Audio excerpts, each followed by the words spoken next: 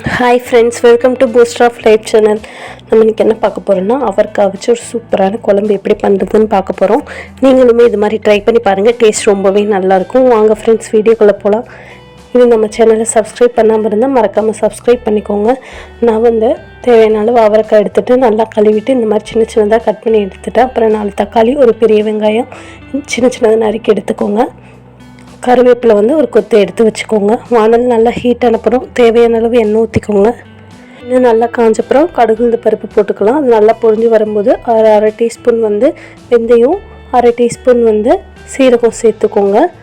அதெல்லாம் நல்லா colour change ஆனப்புறம் கருவேப்பிலையும் நம்ம கட் பண்ணி வச்சுருக்க வெங்காயத்தையும் சேர்த்துடலாம்.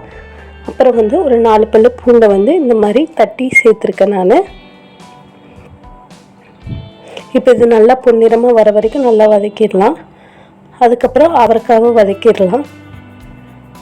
நம்ம அவரைக்காவை வெங்காயம் வதக்கினப்புறம் உடனே சேர்த்து நம்ம வதக்கிடலாம். ஏன்னா தக்காளி சேர்த்துட்டு வதக்குனா இது சரியாக அவரைக்காய் அந்த பச்சை ஸ்மெல் அதெல்லாம் போகாது. அதனால் வெங்காயம் வதங்கினப்புறம் அவரைக்காய் சேர்த்து வதக்கிக்கோங்க. அவரைக்காய் எண்ணெயிலேயும் ஒரு 5 மினிட்ஸ் நல்லா வதங்கணும். அதுக்கப்புறம் தக்காளி சேர்த்துடலாம். தக்காளி சேர்த்துட்டு தேவையான அளவு உப்பு சேர்த்துக்கோங்க.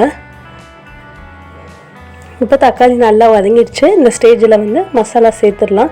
நான் வீட்டிலையே அரைச்சி குழம்பு மிளகாத்தூள் 2 டீஸ்பூன் சேர்த்துக்கிட்டேன். இப்போ நல்லா மிக்ஸ் பண்ணி விட்டுட்டு தேவையான அளவு தண்ணி ஊற்றிக்கோங்க.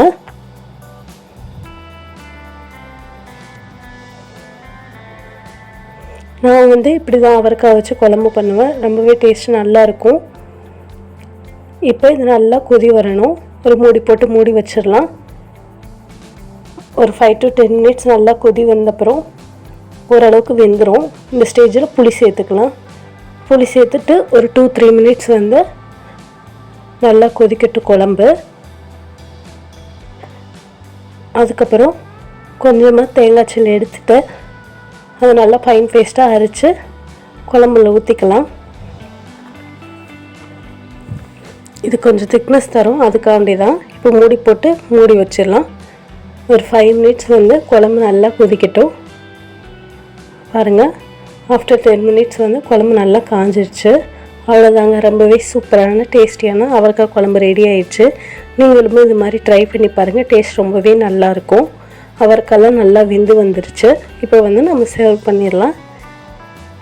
நீங்களும் இது மாதிரி ட்ரை பண்ணி பார்த்துட்டு டேஸ்ட் எப்படி இருக்குன்னு கமெண்ட் பண்ணுங்கள். மறக்காமல் நம்ம சேனலை சப்ஸ்கிரைப் பண்ணிக்கோங்க. தேங்க்யூ ஃபார் வாட்சிங்.